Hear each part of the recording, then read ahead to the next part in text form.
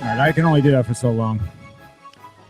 Yeah, as long as nobody's putting an apple in my head and shooting at it, I'm okay.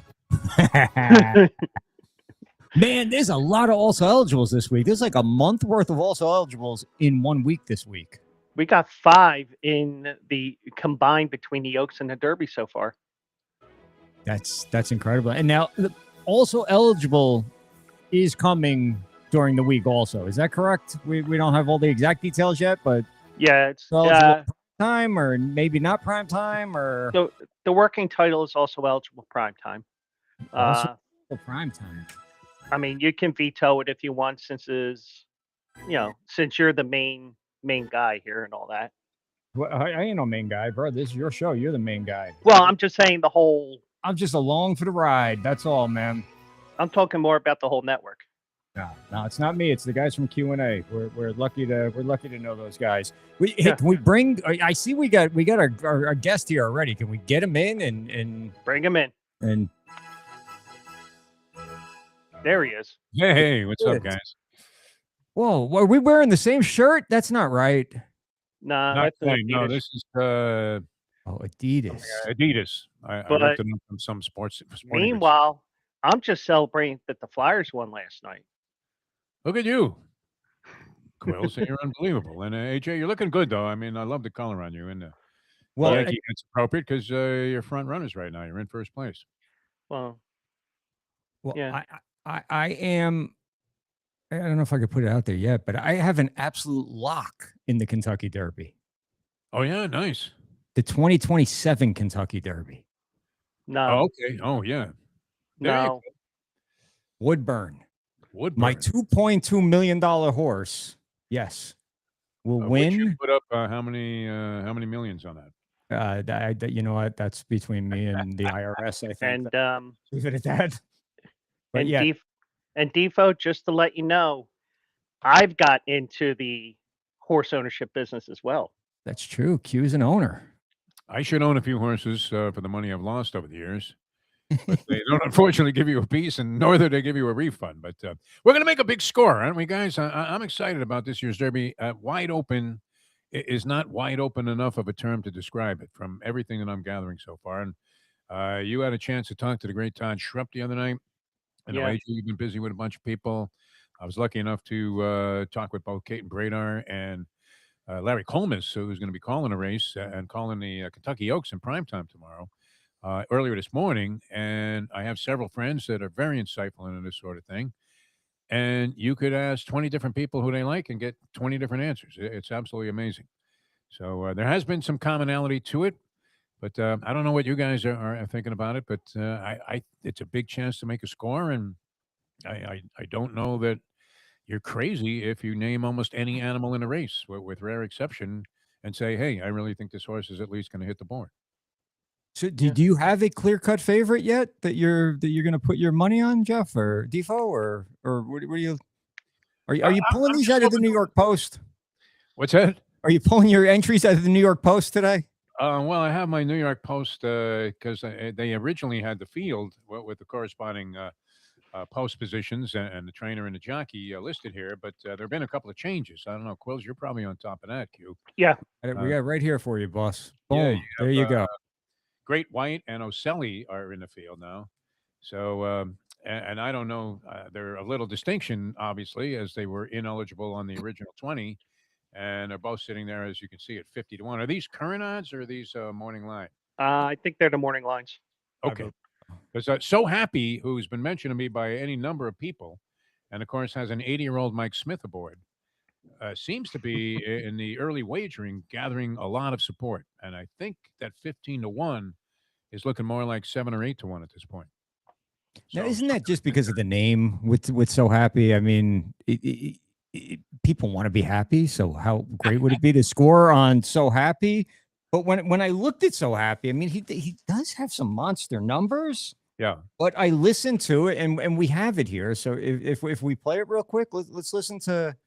Caton had mentioned So Happy on your show yesterday. The irony of the horse being so happy because that name is one that everybody's going to latch on to. And But he's by Run Happy, and Run Happy is a champion sprinter, so nobody believes this horse can go a mile and a quarter.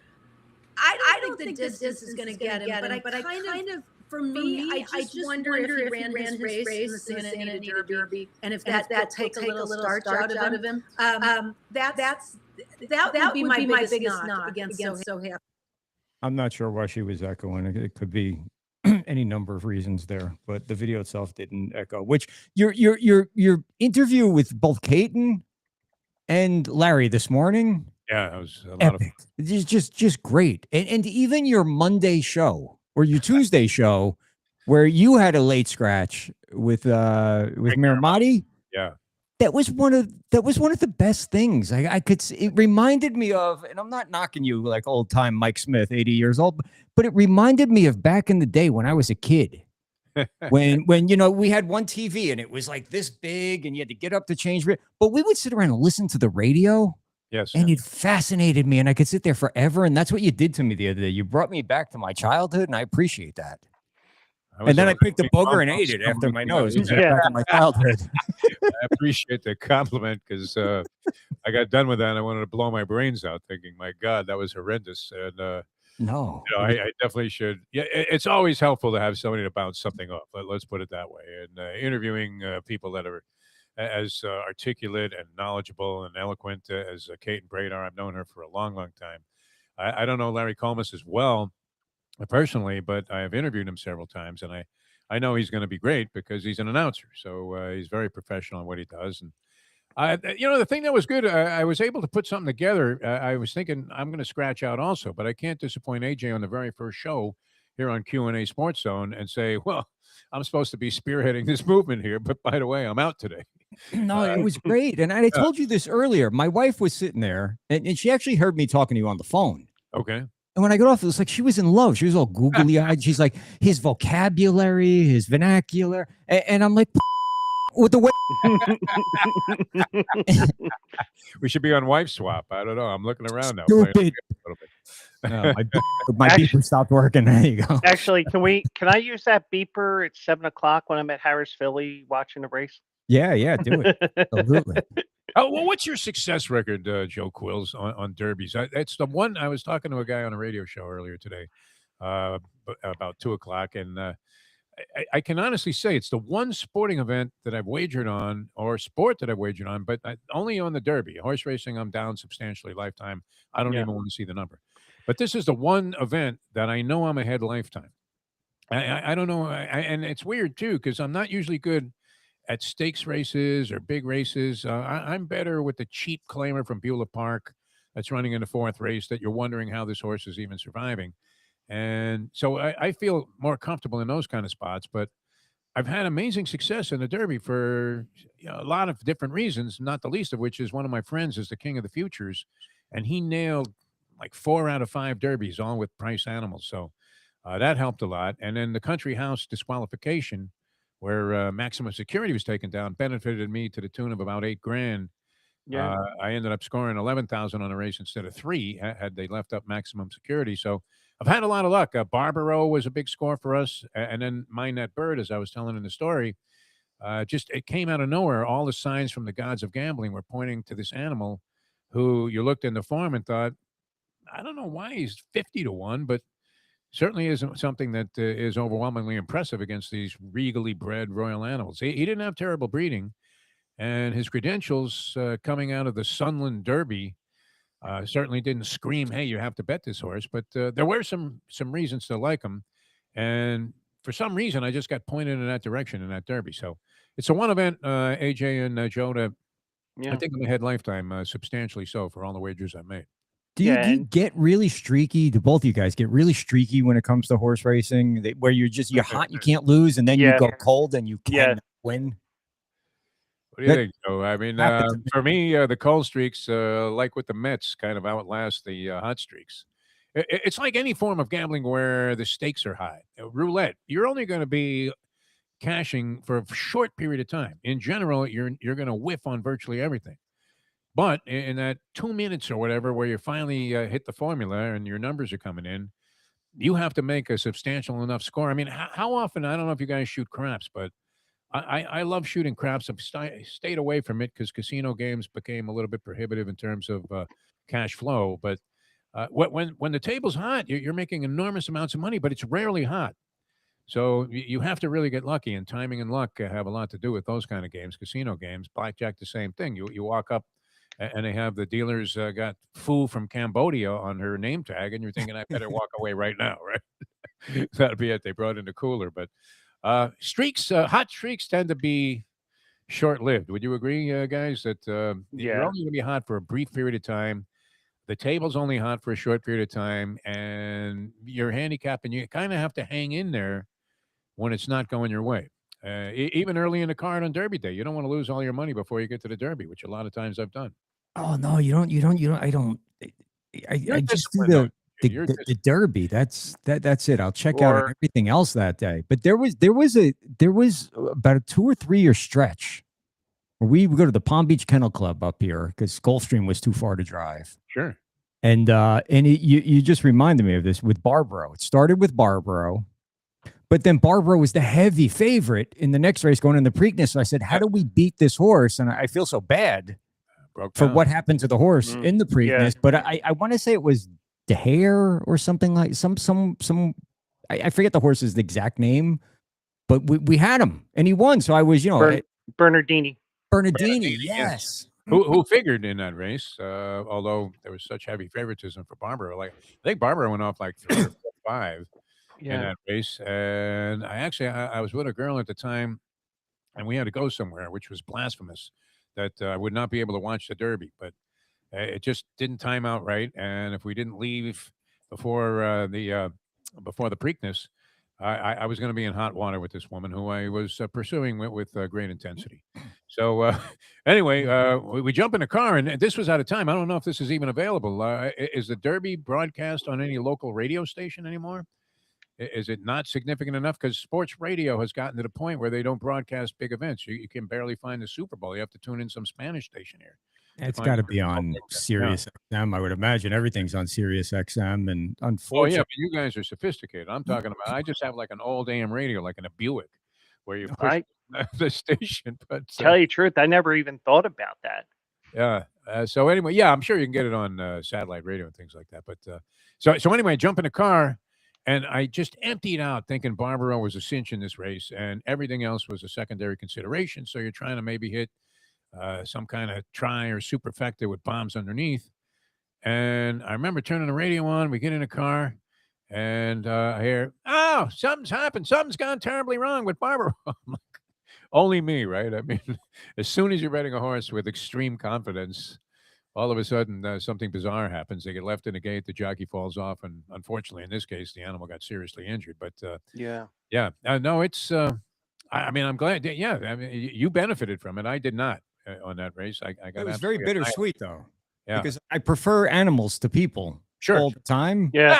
I've So seen even that I cashed the gigantic ticket that day, I felt like crap for the poor Yeah. horse. I don't know how crappy you really felt, AJ. I mean, I know, back in that time too. I mean, you're probably just getting the whole thing going with some of your business interests, and sure, a big score didn't dissuade you from thinking this is a great game. But nobody wants to see a horse injured. I mean, it's an issue. I know you're a big boxing fan, AJ, just like I am. I don't know what inherently drew me to racing and boxing as like the youngest. My most distant memories. I always loved both of these sports, but you have to ask yourself from a level of having some kind of consciousness about the dangers. Boxers, at least, they make their own choice to get into the ring. Horses don't. They are led in there because they were bought at sales and trained to do what they're doing. So, but it's hard to justify some of the things, the consequences for both the animals and many boxers I've known, and we've seen many great fighters who can barely put 2 words together 10 years after they're in the ring, or even during the time they're fighting, unfortunately. But from a personal standpoint, I love both sports so much. I kind of overlooked that, but I don't know that you can completely hide from, having the idea in your head that this probably shouldn't be happening at all. It- I don't know. Is that a little weird No, to think? But It's funny that you say that because this afternoon I was thinking that the Derby, like even here around the office building today, Yeah. it feels like a holiday. It feels like Christmas. And the Derby, maybe, and I thought to myself, well, it's because you have skin in the game now. You know what I mean? You're an insider now, which clearly I'm not. But the point is, it seems more exciting. And then with the boxing, our guy Chase Brooks, it's not boxing, but it's Muay Thai, which is so much more violent than boxing will ever be. But Chase got his ass kicked last week, and I went and checked. It looked like Rocky Balboa. I got to send you the video, Defo, so you can watch this. You've never seen so much blood. Cut over his eye, his entire face, his entire torso was covered in blood. He didn't know. We had him on the other night. He didn't know he was cut. How he figured out he was cut was the other guy was wearing white gloves. Hit him, pulled it back. He's like, whoa, that glove used to be white. Then hit him the other side. He said, well, I must be bleeding. And anyway, to make a long story short, thank God the doctor stopped the fight because they said that they could see like his brains through the hole in his eye. That's never good. And I didn't sleep that night because I know this guy and I love this guy. And I was really disturbed to your point. Yeah, it's a violent sport, but you know, fighters choose it, horses don't. So I justify, my love for both games from that aspect. A great story. One of my, I covered this story because I got to know this guy when I was first covering boxing at the Olympic Auditorium in Los Angeles. I was working for a newspaper in Ontario, California, which is east of LA, and may as well at that time, especially, had just been considered a vast wasteland. But Ontario was a little bit more in terms of being in conjunction with normal life than some of the other places I was before that. But I was working my way back to LA, so to speak. But I used to love to go to the Olympic Auditorium every Thursday night. Unbelievable matches, great fighters out of Los Angeles. It was a tremendous era. And so I started covering two guys from California that were in the next town because I was able to justify going to these matches as my day's assignment because they were local fighters. So one guy's name was Alberto Davila, who became the bantamweight champion of the world, WBC bantamweight champion at one point. Has an unbelievable story. But when he won his title, he fought this young phenom from LA who everybody thought was going to win, was a heavy favorite, a guy named Kiko Vaginas. And Albert meets this guy. It's his fourth chance at a title shot. First three times, he just was up against it, got screwed on a decision in a couple of the fights possibly. So he's losing badly on points to Kiko Vaginas. In the 12th round, he ends up knocking him out with an unbelievable combination. If you see the video of these shots, it's like, wow, what an artist. And that was Albert's game. But the bottom line of the story is Vaginas ended up, he had a brain injury, and they had to take him out of the ring on a stretcher. He ended up in the hospital, and he died about 30 days later. So here was a guy at his greatest moment of glory. He'd been trying his whole life to get a championship, and his greatest moment of glory was his biggest moment of tragedy. But what stuck with me, I did some interviews with him after that, and he said to me, I said, well, how did you feel? I mean, this was a nice guy, family guy. He put 5 kids through college eventually. And I said, how did you feel about killing a guy in a ring? And he looked at me, and he said, it could have been me.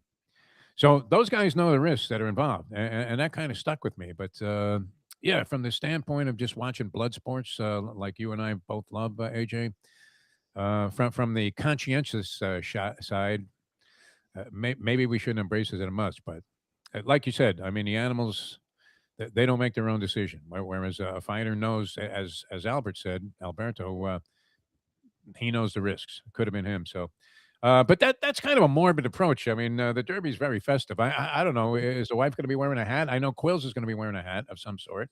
Are you wearing any? Probably this. And all the women at the Derby. Have you been to Churchill ever? Either of you guys to Churchill? No. No. I had the pleasure of going 3 times, and in relatively short span of time. It was like 3 consecutive years. And I have to say it was like 2009 when Mind That Bird won. And then I went the next year or two after also. But every woman is gorgeous at Churchill Downs. I mean, it can't be better than Keeneland. Keeneland, excellent, but to a lesser degree because there are fewer people there at Keeneland, even though the stands are packed and everything. But every woman that's at the Derby or the Oaks absolutely looks spectacular. You could take a woman that you wouldn't look. I mean, this is nothing not to knock women for their looks or judge people based strictly on their physicality, because certainly we got 3 ugly guys on the show here. But I've never seen anything like it, where every woman is like a head turner. at Churchill Downs, both on the Friday of the Oaks, which has now been in run at night, and also Derby Day, just absolutely wall to wall beautiful women. It's incredible. So that's one of the favorable aspects. And then, of course, you have the people sliding in the mud on the infield, and it's just a great, great event. As classic as anything, any slice of sporting Americana that you can get. How unbelievably packed. I remember last year when you spoke to Jason Worth.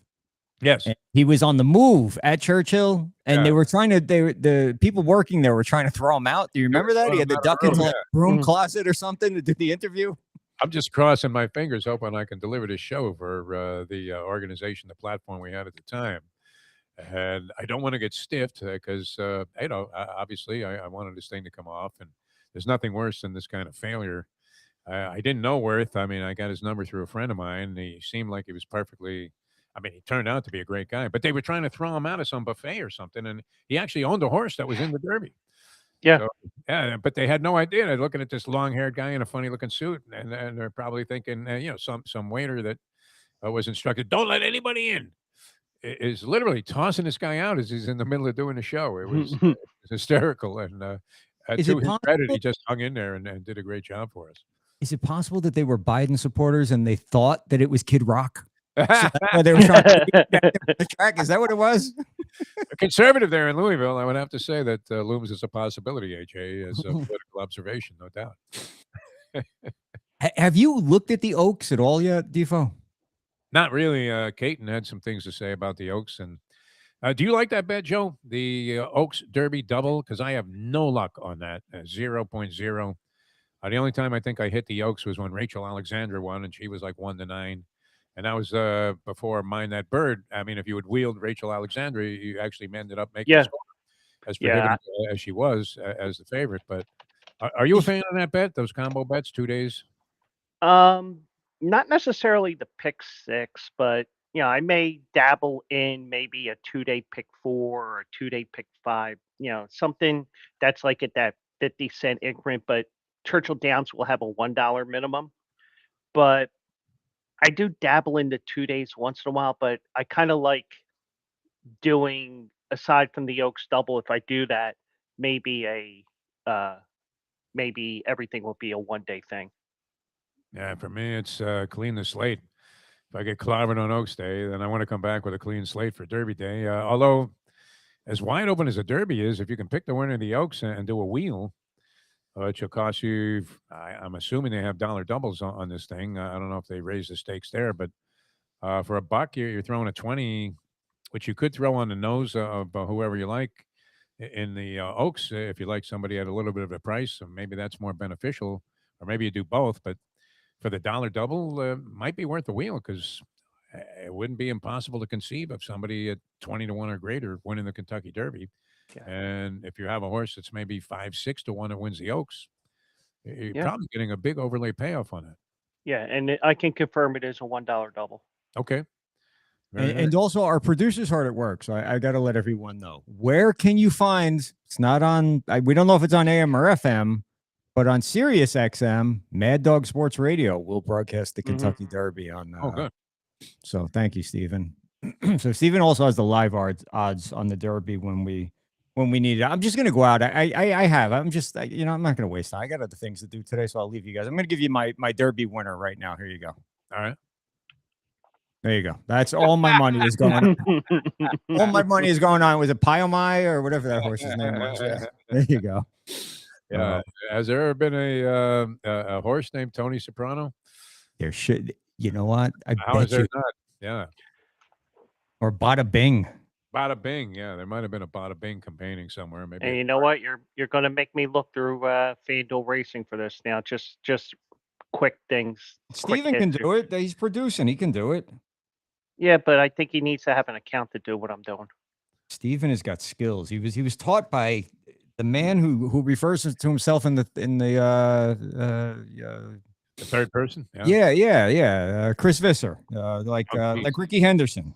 How is he okay at this point then, Steve Luker? Because that could have done some serious brain damage. I don't know. No doubt about it.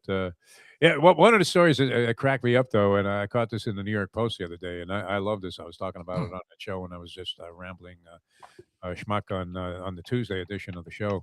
And this Mark Toothaker is the name of the guy. Are you familiar with this story, Joe? Yeah, I shared it on my Joe Quill show this week. How crazy is that, huh? That he credits Young Ho Koo, the kicker who will forever live in infamy for missing the ball completely on a field goal attempt in an NFL game, with saving his life because he laughed so hard he had a seizure. And if he didn't have the seizure at the time that he did, he might have been in a much more serious shape, because they discovered he had a brain tumor that had to be removed as he was being treated for the seizure that he had. And sure enough, it was a life-saving maneuver. And so he's invited Young Ho Koo, which we haven't confirmed. I asked Comus about it this morning, if he was actually going to come, because What's this his name? Young Ho Koo, isn't that? Isn't that the guy Ray Mancini killed in the 14th round back in like '84? No, that was Duke Koo Kim. that was pretty good. I thought I was the only guy in the world that knew that. I mean, look, I just Chinese food last night. I don't even know what they gave me. Well, from what I understand, Young Wei Koo, they were trying to name him in Atlanta before he got released. They were trying to rename him Wrong Way Koo. Yeah, that was wild there, where he had like a wedge shot with his foot, missed the ball completely. But this Toothaker guy who owns Further Ado, which a lot of people like this horse, Joe. I don't know if you've done any. Is he like the low number? I thought Larry Comus, I'm trying to remember what he said this morning about the horse, and he liked him. That was his pick. He said that his Ragozin sheet numbers, which for the uninitiated, these are very sophisticated numbers that cost like $45 a day to buy. If you're buying the sheets, a lot of people really believe in them, much more so than even the Buyer Speed figures. Are you a sheet guy, Joe? No. Sheets. I never understood them. So I didn't like them. I didn't like them back in the day. My the guy I used to go to the track with, my track mentor, got all into those rag sheets. Yeah, everybody loved And then I would always get to the track first. We'd say, pick them up from me. And they were, I don't know, like 25 bucks back in the day. Yeah. And then I would ignore them. I wouldn't even open them up. They used to come rubber band. They were really it was like a loose leaf notebook or something. Yeah. So I would hit. So he would show up, and then I'm like, I'm up the first two races. I'm going to get the hell out of here. And then he would stiff me on the money for the rag sheets, which I never used. But they weren't cheap. I mean, they were like $45 back in the day. It went $100 a day now. And what does it cost for rags and sheets for a day? Where can you find them? Is anybody selling it at the track? Where do you find the Ragozin sheets, Joe Quills? I don't know. They got to be online now, right? You got to be able to get it. I would imagine so. Yeah, maybe you have to be a subscriber or something, but can't be cheap. I know a lot of guys that they're heavily into it. But anyway, Comus was saying, and with the Ragozin numbers, the lower the number that you have, the better the chance that the horse supposedly has. So I asked him, I said, is anybody running a zero? And he said, actually, I believe he said Further Ado on the rag sheets there was like in the minus numbers. Yeah. So that's impressive. Do you leave him out from the 18 post? How do you feel about post position? Well, he's now in that dreaded 17 he's hole. 16 or 17, yeah. 17, yeah. Okay. I mean, like I said last night, you see all these numbers, every race is different. You know, weird things happen any race, let alone the Derby. They're going to tell you about the one horse, the one hole not winning since 1986. Yeah. I pointed out there's the 2 hole hasn't had a winner since Ali Sheba in 78. Ooh. So the one thing I will say is, even though you have the 1 and the 17, well, the 19 has only hit once without having another. You had a couple of horses there that a couple of spots where they haven't hit since the 60s. There's a first time for everything, though, isn't there? That's right. I mean, it's kind of like the Little Giants theory, where you only need one time. Well, and it's just like I'm not a big trend handicapper. I always get a kick out of it.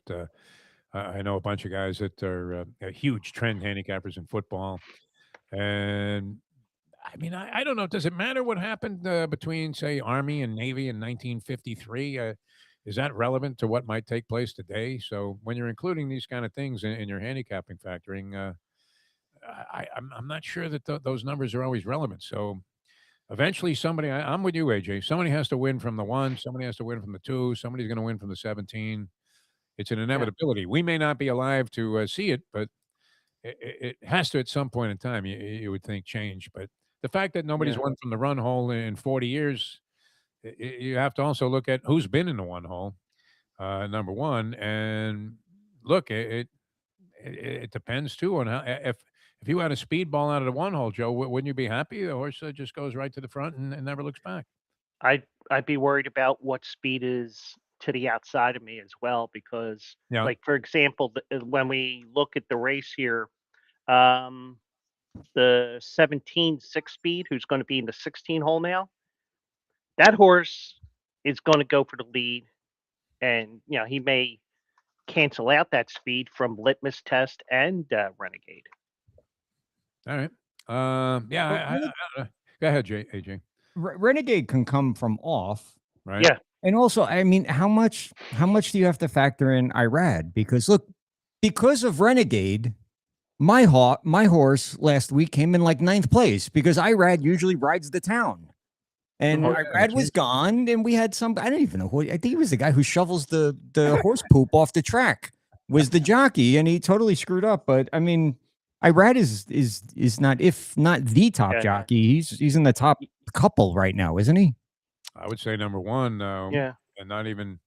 I mean, he's not light years ahead of everybody else, but it's kind of like Yannick Sinner in tennis, where Mhm. you're watching and going, "Wait a minute, this guy's won like 30 matches in a row. How could he not be a distinct number one player in the world?" But Irad Ortiz, ironically, has never won a Derby, so he's looking for his first Derby win. As great as he's been, I mean, he's already Hall of Fame stature.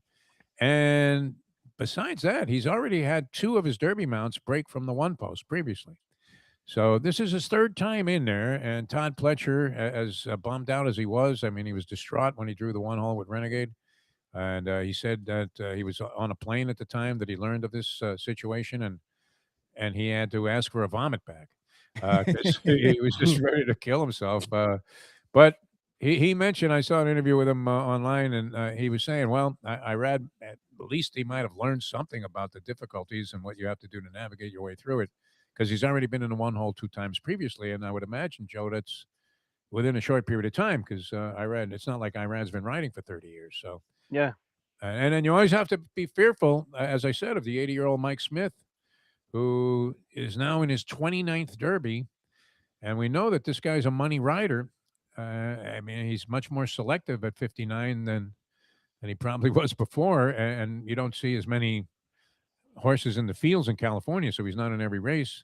But I mean, with So Happy, does that not increase his chances of being a horse that'd be considered? Because yeah, Mike Smith. I mean, who would be a more experienced rider in this race than Smith with 29 starts? And also with So Happy, the trainer Mark Glad, you're going to have a real touching story if he wins, because he lost his wife right before the St. Anita Derby, I believe. Oh wow! Lost her in what sense? She died, or like I did? Suddenly, Better it lose was it, shit, don't you, Jeff? it was a sudden situation. I don't know what it was Oh, exactly. that's terrible. I don't mean to make light of it, but No, yeah, losing a woman isn't always necessarily a bad thing. But losing her in that fashion to life itself, yeah, yeah, you're not going to feel too good about that. A lot of stories, a lot of great touching stories. Kate and Brainer actually said, and I think you might have played this clip or put it up there on Q&A Sports Zone, AJ, that she boxes the 5 best stories in the race. Takes the horses with 5 best stories, and I would imagine, Joe, that would be one of them. And just no matter, regardless of price, handicapping, any kind of angle, other than these are the stories that might be the most heartwarming. So let me have them in a 5-horse try box and hope 3 of them come through. yeah. Here's what I worry about with So Happy. He could bounce. Exactly. Yeah. Because he bounced the last time he ran a big number. He went from an 83 to a 96. He's had Mike Smith on him every race he's run. So Mike obviously knows the horse. But he ran a 96 in his second race, but then he bounced back down to an 86. But then he went back up. And I've seen patterns of horses that, like every other race, up, down, up, down, up, down. I don't know. Do you ever handicap this Kentucky Derby? Have you ever sat there for hours going through every scenario? You're throwing horses out. You narrow it down. You put your tickets in. Then you sit down, and you're like, Oh, how did I not see this? How did I throw that horse out? Is there really any way other than me, eeny, meeny, miny, mo to really handicap the Kentucky Derby?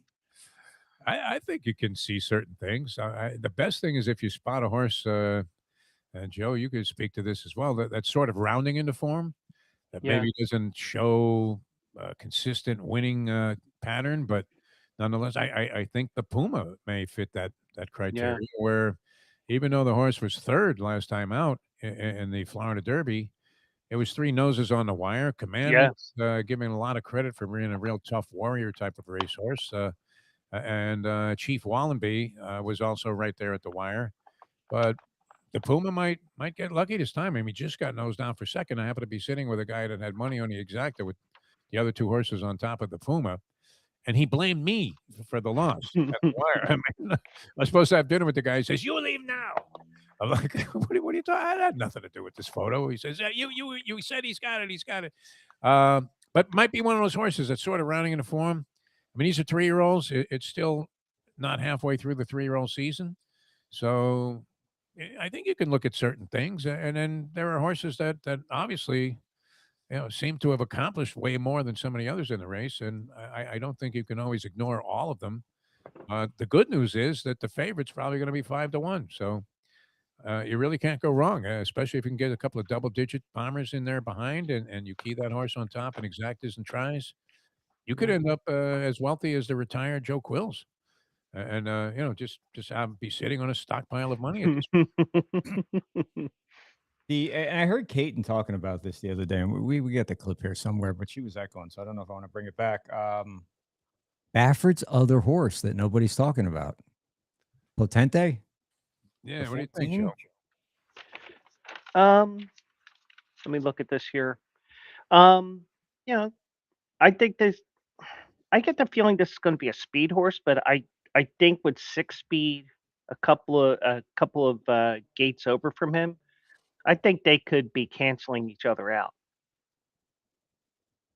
Well, will anyone have learned from White Abarrio just last week, who was the speed horse? Who can they catch him? Can they catch him? Well, he just let them go, and then ran past them down a stretch. And then on top of that, with that race, you have such a small field that you tend to do things differently from what you normally do. It becomes a tactical race for the jockeys. The tactics on White Abarrio were perfect because you had the other two monsters banging away, and he just sat off it. In that race, though, you had two good horses that were very prominent last year, obviously in the 3-year-old campaign. But they're coming out off of either no work or a layoff against a seasoned pro like White Abarrio, and talk about experience all the time in sports and postseason experience. I don't know how relevant that is in terms of the horse's mentality, but it seemed to be a big difference there because he had a big edge in terms of conditioning. He had just won in spectacular fashion. And these other two horses were kind of peeling themselves off the mat and dusting themselves off for their 4-year-old campaign. So there were a lot of reasons to like White Abarrio. Unfortunately, I couldn't talk the guy I was betting the pick 5 with that day to get off of Sovereignty's back and get on the White Abarrio. So we ended up singling Sovereignty in a ticket that, fortunately, we lost the last leg of the race. Otherwise, I would have come back and strangled the guy because it paid $22,000 with White Abarrio winning to pick 5 for 50 cents. So it would have been really frustrating to have had a chance to make that score, only to have White Abarrio beat you because, I mean, I thought the logic was all there for that horse. Well, did you see that the rematch is set? Unlike Pacquiao Mayweather, who knows if it's going to happen in the Stephen Foster on June 27th. Yeah. White Abarrio and Sovereignty they're gonna run it back. Oh, nice. And I'm gonna go by what Grider said when we talked to the rider Grider the other day at Gulfstream. Is he said that Abarrio ran the best race he could possibly ever run. Maybe so, yeah. And Sovereignty didn't. He just needed a race. Yeah. So we saw the same thing with Sovereignty when he won the Derby, where he ran in the Florida Derby and was not the winner. And you thought, okay, and it came back, and it was a perfect setup for him to win the Derby. And also, I know we're about 2 months away from that race. Keep an eye on Magnitude, who just won the Dubai World Cup about a month ago. That horse could be running in that race too. I don't know. Don't you think Sovereignty's kind of pissed at this point, and he's just going to win for fun? You know what I mean? Just Probably blow will. off Probably will. everybody for the rest of the year. It's a scenario that makes sense.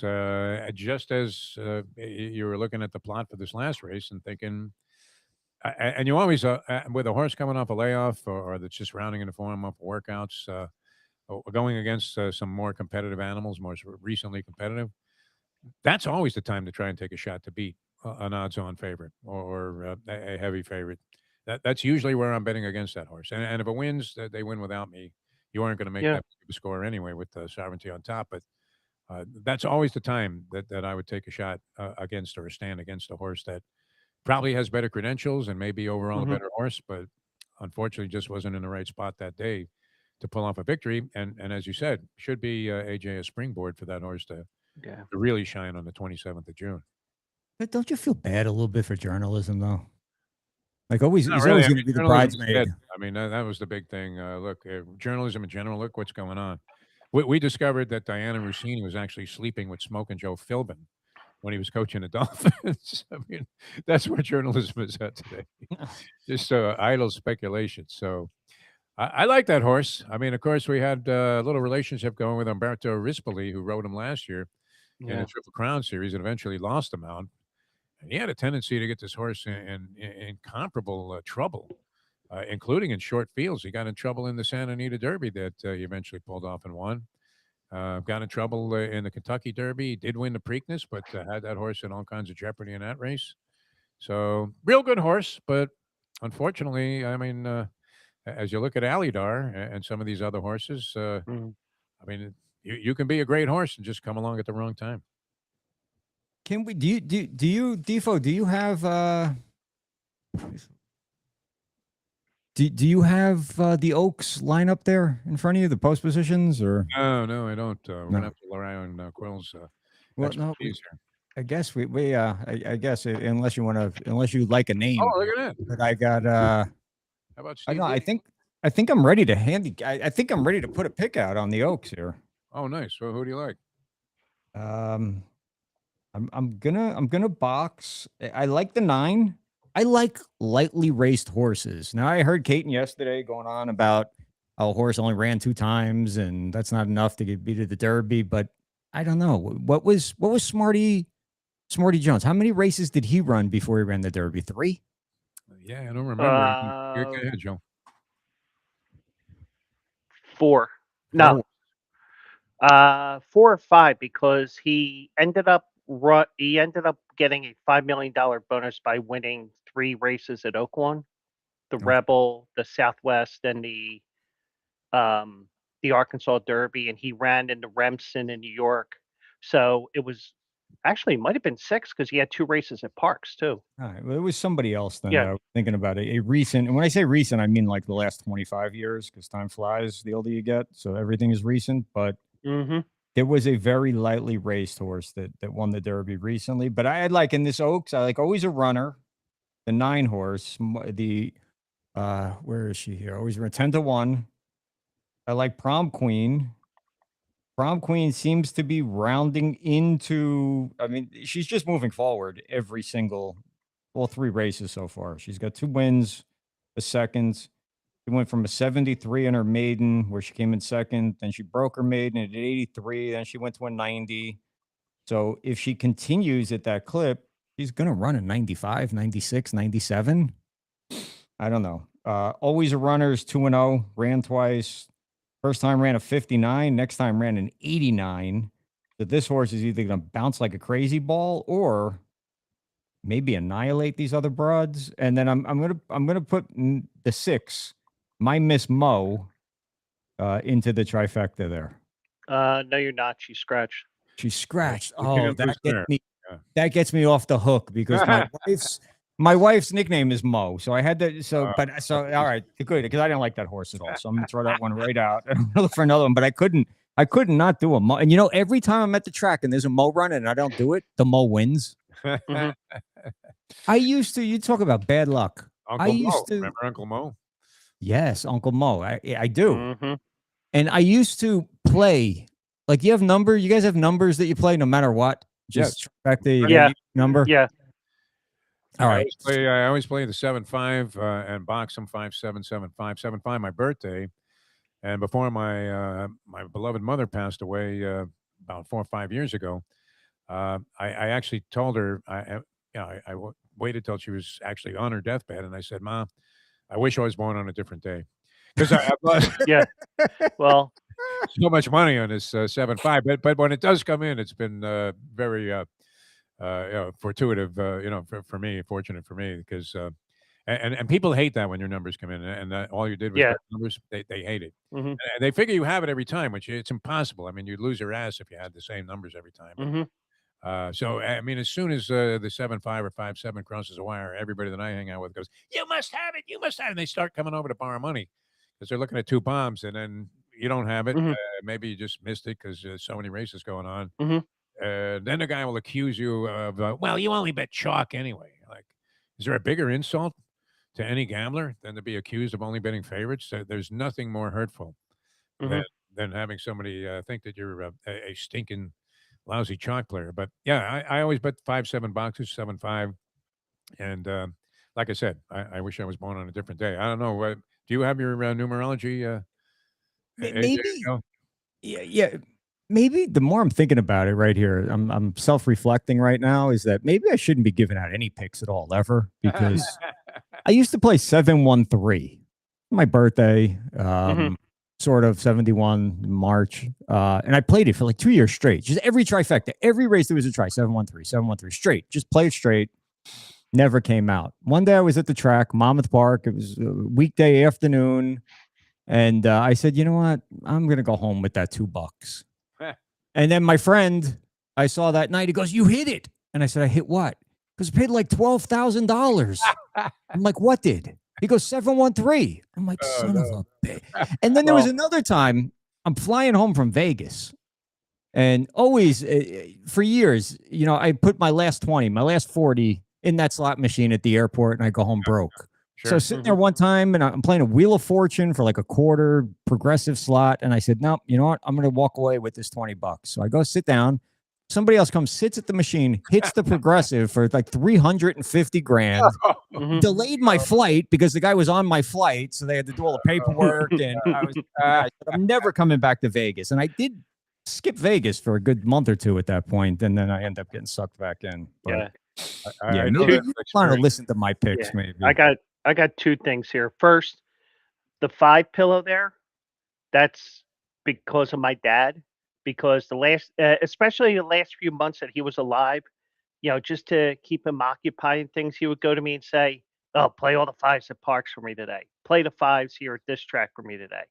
So he would do that from time to time when he was bored. He would just say, "Yeah, just give me all the 5s." But going to a numeric sequence, um, or numbers, I like to play 1, 2, 4, 8 on a superfecta All right. because it's a numerical sequence: 2 to the 0 power, 2 to the first, 2 to the second, 2 to the third. Little Boy, math nerd, little Talking math way over nerd. my head. That's sophisticated for me. Yeah, What was it? but I only got 5 but- fingers, but I can't figure it but out. one thing Jason Beam says in his podcast is, on your birthday, play your birthday straight. Birthday straight as straight as an exacta or a trifecta. I'm in the Vegas casino. I'm in Harris, just wandering around. I see that there's a race coming up at Finger Lakes. I didn't play the race because it was like so close to the post time. Don't you know it came out straight 918 and paid like $300. No, man, those are tough ones. Yeah, to whiff on. Yeah. I had a friend with a similar experience. This guy and I were both losing our ass while we were in Las Vegas, and as I mean, a matter of just pure addiction, this guy couldn't stop gambling. He had like $100 left on him to get home, which we probably were going to need to pay for a ride. He sits down at a Wheel of Fortune machine, which were just coming out at the time, and they're very, very popular. You're thinking nobody ever cashes at the airport, right, AJ? I mean, like nobody ever hits. They do. I've seen so many people cash at the airport. Not I me, never have. but Yeah, a lot of never. people. But go ahead. Once in a while, me. All right. Well, so anyway, yeah. So he hits. He gets like $1,000. He hits the thing. He gets a spin, and he gets $1,000 thing, which never lands. It's surrounded by the 20 and the 40, which almost routinely come up.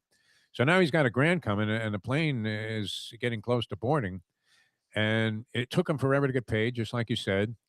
And as we're sitting on the plane on the tarmac, getting ready to take off, we see two guys wheeling that machine out to a plane that was heading to Venezuela. So Right. they took that one right off the floor as soon Wow. as it was hit. And next thing you know, it's some place that you need more than one passport to get into. So yeah, I'd never seen anybody win at the airport, and least of all expected this guy to come home with $1,000 in his pocket after the burial that we were taking for the 3 previous days in Vegas. I've actually pulled a lot of trips out at the airport. Never a Never. progressive 350, but I've pulled a lot of trips out at the airport. I have no luck there, man. I mean, you get clobbered on a hot dog and a Coke, and that's it. Whatever money I put in the machines, it was staying there. That's for sure. I think my wife suggested to me one time that I don't book a hotel. I just go and that Tom Hanks thing, like where he's stuck in the airport for a month and just stay in the airport and gamble there and then come home. But all right, so I've replaced my Miss Mo. I'm gonna go 7, 9, 10 is my box in Dazzling Dame at 30 in to the 1. Oaks. Yeah, I don't understand why she's 30 to 1. She's coming. She's going to be a second race off a layoff, which I like that. She's won 1, 2, 3, 4 out of 6 times lifetime. Where? Where did she win? Yeah, what kind of races? What's a maiden special, sorority, 100K. Monmouth, Churchill, Delaware Park, Aqueduct, and Colonial. Run all over. She's won all over the place. Yeah, why not? Mid-Atlantic. A friend of mine loves the 5 meaning, so it looks like I'm going to have to, at least throw a $5 box together, 5-7 in that thing. Do you guys hit superfectas? Because I've never even played one. Rarely. I've cashed a couple. I mean, I've had to claim a couple back in the old days of 300 to 1 odds. Yeah. I've had to go back to work after cashing a ticket. I don't play them too often. The only time I play them is when I have change left over on my voucher. Okay. And I mean, I don't know if this is some kind of frugality tendency that I have, but this way you're not leaving the change for the teller. So I'll bet the change in 10-cent supers, whatever it is. If it's 90 cents, I'll bet the 90 cents. If it's 10 cents, I'll play a straight super. And I would have to say it's a strategy that hasn't necessarily been overwhelmingly beneficial to me, but I have hit a couple on that basis. But I rarely extend that far because I still remember this. I was talking with Caton about this. We had a mutual friend that used to write for the Miami News, which was a degenerate version of the local newspaper. And he said every time, and this was before exotics really exploded. This is when trifectas were a relative novelty and weren't on every race. And he said every time you factor in another component, you are squaring and cubing the luck factor. So once you get down to putting a 4th horse in there, you might be wasting a lot of really good opportunities to cash on just having the top 3. And certainly, people overlook exactas. I still like to play exactas prosperously more than any other wager at the track. Might be a mistake though. Might be a mistake. Yeah, and I'm probably going to bring back my $1 exacta box with 5 or 6 horses again this year. Nice. So what do you, Defo, what do you do on Derby there? What are you going to do on Derby? Is there a tradition? Is there something you always do? Or are you superstitious? Are you going to Gulfstream? Or are you just doing this on an app? The closest facility to me is now known as the Pomp. It was formerly Pompano Park, Harrah's Casino. It's gone through a lot of name changes, but it's only about 15 minutes away from me. So, and I like the way they have the thing set up. On Derby Day, it's a little bit hectic because you get so many people that never are involved in thoroughbred racing. You don't want to be betting on the lines with the tellers, but the self-betting machines aren't too bad. And I'll go there and put my wager in on a Derby, probably hang out, bet some of the other races because of the addiction problem. And then by the time the Derby goes off, I'm usually long gone. Depends who I'm hanging with and what time I got there. But I intend to be at home watching a race on TV. Now, if I hit something big, which we did that with that country house. I'm right back there at the track collecting the money that day. But because I don't want to have like a $10,000 ticket sitting around. I lose my sunglasses Yeah. today, so I know I would misplace that, no doubt about it. Or you see it shredded by the dog, and Hmm. you wouldn't be able to live with yourself. So that's my plan. No, I'll put the bet in early. I'll stick around maybe for an hour or two, bet some races, hopefully win some money, and then leave and watch my wager on TV. Well, you know what they do with these tickets too, because for years I didn't go to the track very often. I would only go for Derby, Preakness, and Belmont, and I would do it at the Palm Beach Kennel Club. Right. Mhm. They use the worst ink ever on these tickets. So I had some winning tickets for the Belmont that were stuck in a drawer. I pulled them out the next year. All the ink was gone. So I couldn't collect on the Yeah. ticket. It happened to me twice. Yeah. Wow. Yeah, no, run right back there. I don't care what you're doing. You could be in bed with the hottest chick from Brazil that you've ever seen. And you know what? You'd have to say, sorry, sweetheart. I have to go back to the track and cash. Which, Mhm. at least take her someplace nice after that. But no, I'm running right back there. I'm not keeping any. If it's a few dollars, no big deal. But anything Yeah. approaching a couple of grand, I'm running right back there. No doubt about it. And there's no better feeling, too, than being the only guy cashing, because most of the people that what were there probably are already, leaving in body bags. So it's always a good feeling to come back there and have the teller peel off about 5 or 6 grand for you. It's always good.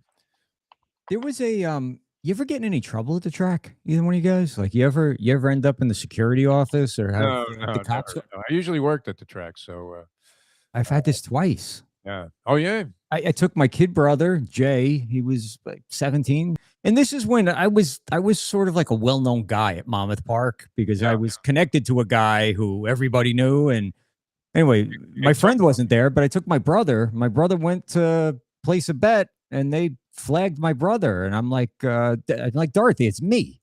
It's like, doesn't make a difference. So we had to go upstairs. I had to talk my way out of it. Mhm. And then this is probably going back now. My kid just turned 13. So it's going back like 9 years, 8 years. I took it to the Kennel Club on Derby Day. And the Palm Beach Kennel Club, I don't know if you've been there, Defo, there many, many lately. times. Was Yes. was that Open the was door. that where I went last year for the Oaks? I don't know. It could have been, but I mean it is like the scummy of the scummiest of the scummiest. I mean, this is like if bus stations took bets in the toilets. That's what this. So I got I'm ready to go, and I got my kid. She's small, so I don't know. She's 3. I'm holding her, and I go up to the window. They're like, she can't be at the window. I'm Oh, like, yeah. she's not at the window. She's in my arm. Right. They're like, no, you got it. I'm like, what are you out of your mind? So I had to go back and find some crackhead. I'm like, hey, watch my kid for a few minutes. So I go over here and put the bets in. And then there was security all over the place because I was trying to leave my kid with a crackhead. And Yeah. Now, I would have thought maybe it would have been, more bizarre if all of a sudden when they told her she couldn't be at the window or told you that, she said, hey, look, put 20 on the 2 for me. exactly. now, this I was got to run, guys. all right. I have something I have to do, but we could talk all day. It's awesome, man. And Yeah. great job by both of you guys on all of the shows. Sure, we'll line up. Did you ever give your pick out? I want to hear who you like before I go, AJ. No, I'm not ready for that yet. But you're the one leaving, so we want to know who you like. Where's your money going?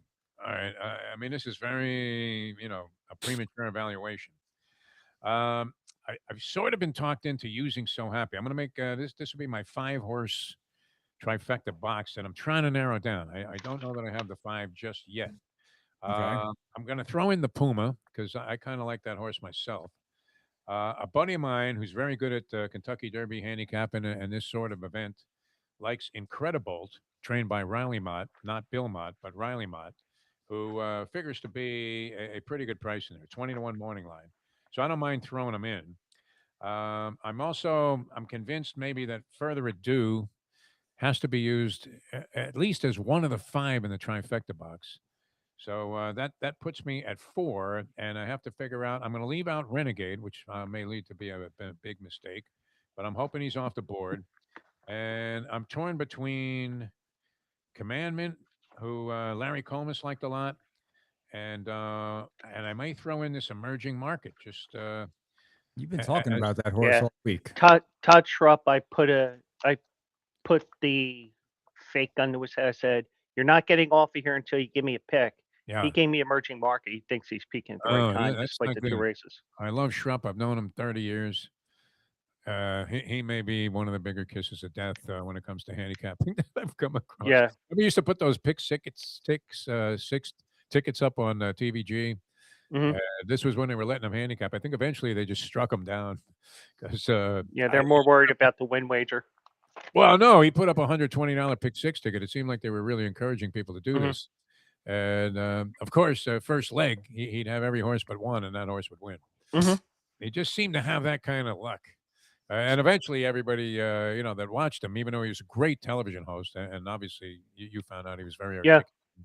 articulate, a very gracious human being. But yeah, everybody was like, whatever this guy likes, I'm tearing the tickets up. He was like mush coming down, and screaming, "Come on, Kryptonite!"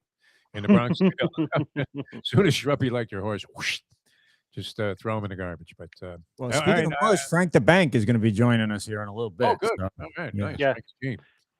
All right, guys. Well, all right, you guys, Defoe. good luck. We'll continue following the show. I'm going to be jumping in the car here. I got to give a guy a ride. So, Okay. pleasure being on with you, and thanks so much for all your help this week. AJ. Glad to have you. No, likewise. It was a great week. Good stuff. All right, guys. All right. The great Defoe.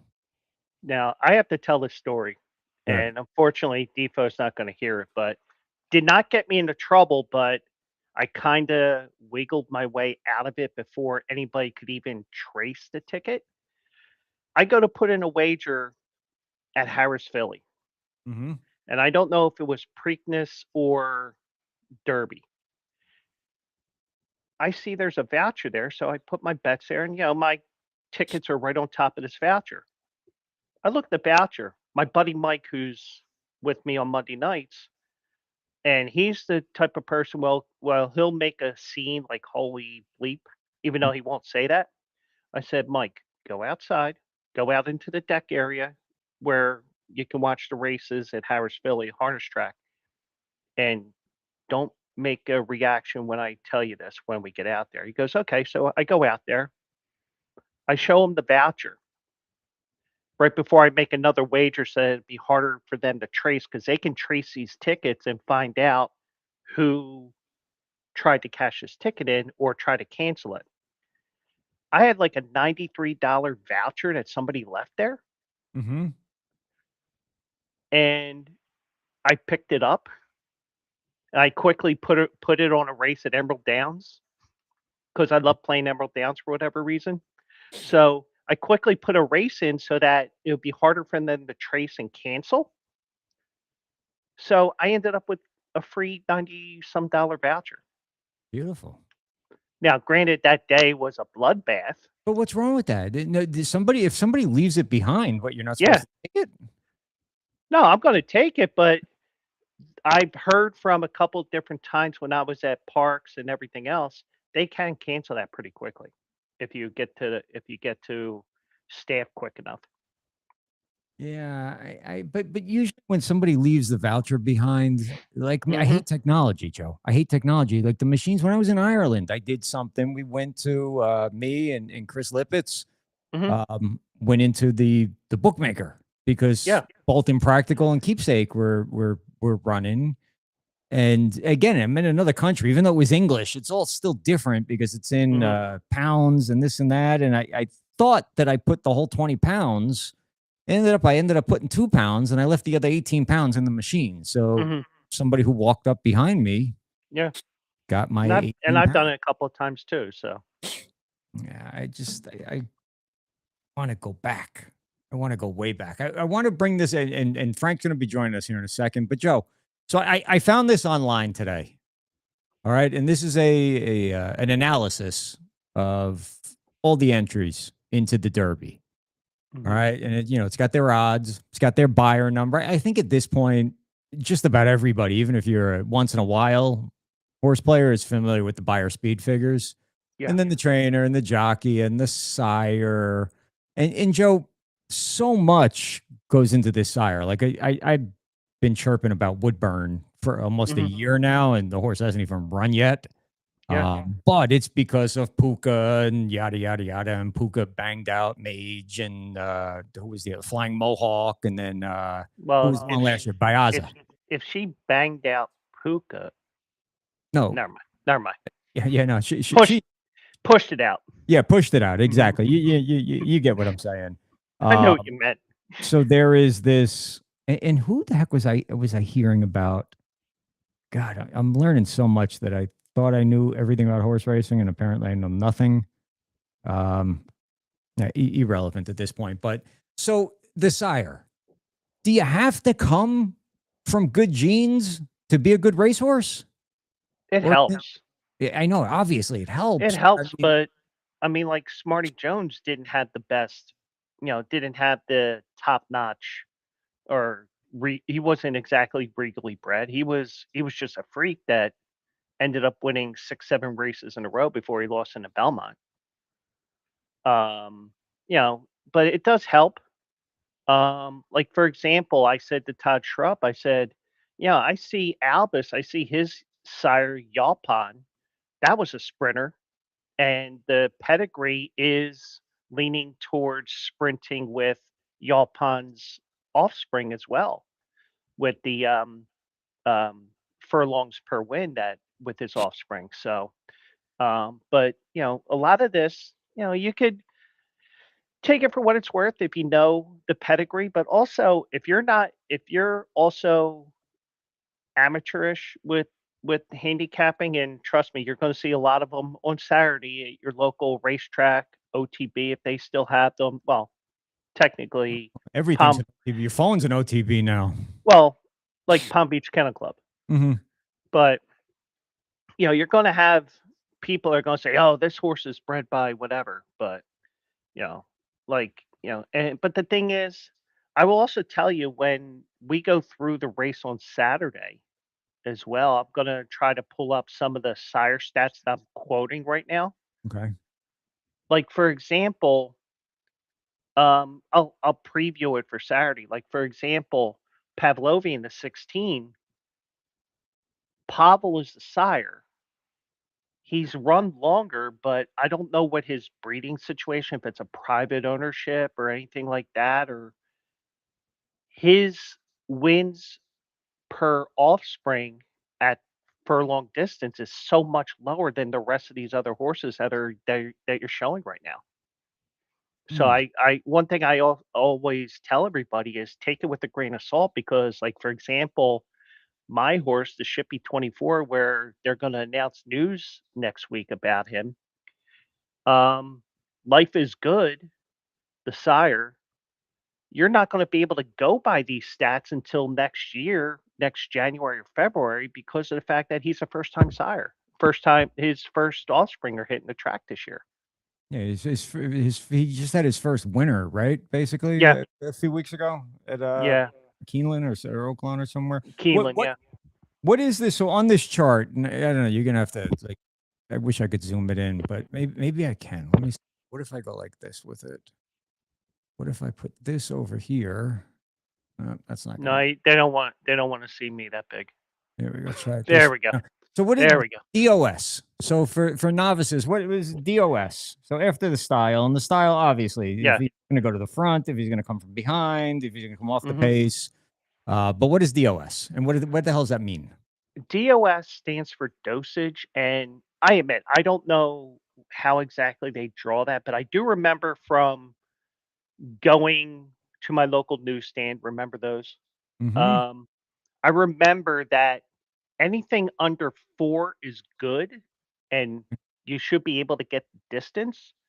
But anything over 4, you were leaning towards not even getting 9 furlongs, let alone 10 in the Derby. So, like for example, you mentioned So Happy. He's got a 7, which I'm looking- is based on these numbers, it's not even close. All right, and then what's the PP percentage Um, and the ITM? Do you know what those are or no? that is the race itself. The post position.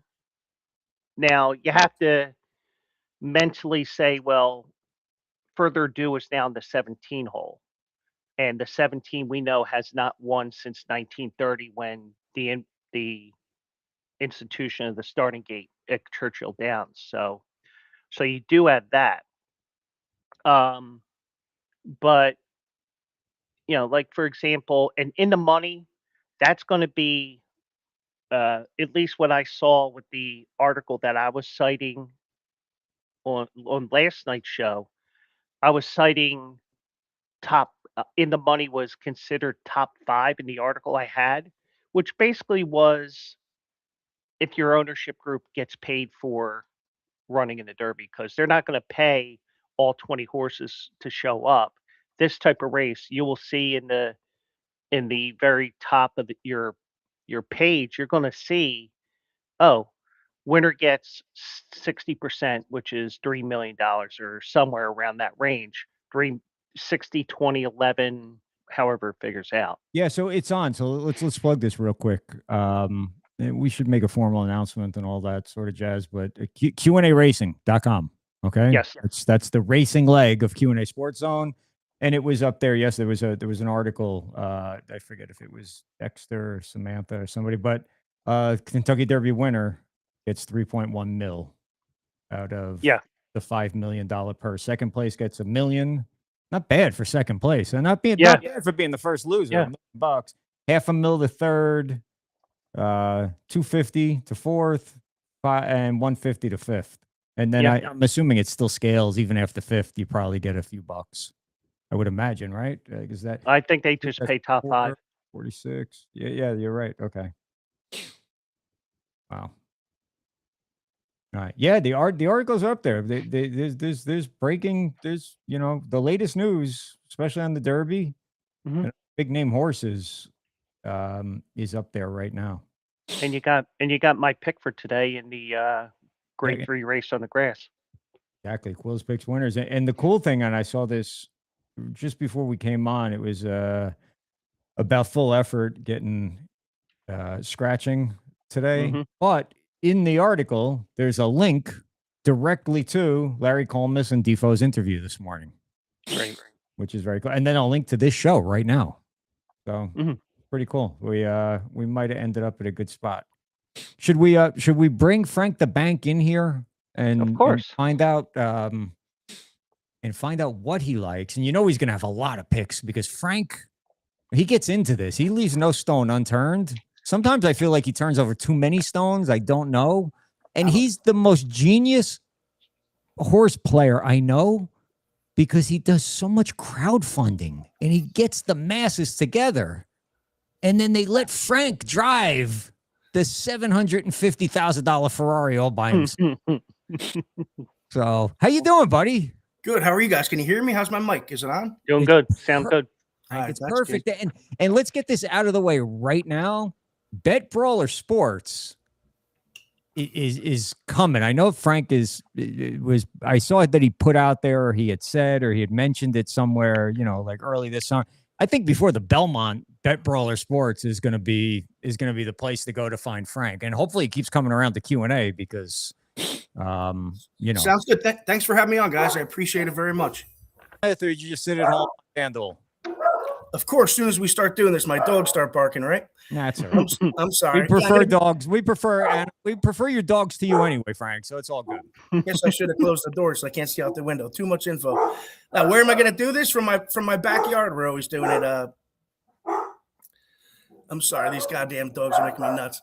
Let me close the door on these bastards. Yeah, close the door on those bastards. All right. Dude, he's got the whole. He's got a Bet Brawler bar signage on his wall back there. Yeah. It's been a long time in the making, Bet Brawler. So I'm excited for him to get this thing launched here. Do you feel closer to the action now that you're actually in the game, or is this just me being a psycho? I've been a psycho long before I really started getting into this. But okay. And Frank, when are you going to join us in owning some small? So I'll tell you this, for anyone that goofs and says, initially I got in, we don't own gigantic chunks. And Griffin is the guy who really got me inspired. But then it turns out Griffin invested no money. Griffin invested time, and he did a great job, and he's doing an awesome thing for racing, and I really respect what he's doing. But I'm already even on one of these horses. So the amount that I've invested, I've gotten it back in winnings, and the horse has only run 6 times. And you've had a lot of fun too, so that's pretty awesome. I've been following along. Yeah. But when are you going to get in, Frank? That's the thing, I guess, man. You know, after we hit this pick 5 this weekend, we'll have to get a little share for the fall. Nice. I got some emails today from the other group that I deal with, not Commonwealth, but they do these early sort of, hey, this is coming, and are you interested, because you'll get first cracks at this thing. Could it be the one group who's on your T-shirt? Yeah. I recognize the logo. That's why. Yeah, I can see me and a few of my wealthy buddies going in. Not, you know, I know you don't have to spend a lot, but definitely my buddy John would be probably in with me. We'll come in with Commonwealth, who I love, and all the horses that have run with me so far have run through Commonwealth, and I absolutely adore these people because they give you constant updates. You have access to things that you wouldn't have access to. And I got 2 pretty damn good horses. I mean, the town, I mean, he's having some troubles right now, but this is the most unlucky horse ever. And Superman could have been in the Derby with this much luck. He could have been in the Derby. That would have been something else, something pretty awesome. Yeah. So next year, watch out for Woodburn, because we're winning the Derby next year with Woodburn. And all right. And I also have a horse now. Yes. Q is in the game, bro. Horse is the horse with no name. What is that song? Riding through the desert on a horse with no name. A horse with no name by America. Yeah. See, Joey knows. Hmm? Oh. Who'd you buy in with, Joe? What horse group? Commonwealth. I got a Shippy 24 horse, which is a Shippy, 24 horse. Because it was born in 24, so they call it Shippy 24. Doesn't have a name yet, but Commonwealth did send an email earlier today, and they got some news that they're going to send the owners next week. Yeah, definitely would be a lot of fun. Go visit the horse in the barn up in Saratoga or wherever, and hopefully get into that winner's circle. You got to see the size of Joe's horse too. Shippy 24. I got a little piece of this because I didn't want Joe to have all the glory himself. So I was like, all right, if you're in, I got to get in. I talked him into it. This horse is massive. It looks like a freaking Clydesdale. Nice. What's he gonna run? 1.25 miles, 1.25 miles? I think we'll find out. Trying to get walk straight at this point. I don't know. That's know, there's a pattern there. So where is he? He's in Turnout right now. Is that where he is, Joe? He's at Gulfstream. Oh, that's right. He is at Gulfstream. So he's pre-training, right? Or is he training? Mm-hmm. Unofficial workouts right now because of the fact that he doesn't have a name right now. All right. Yeah.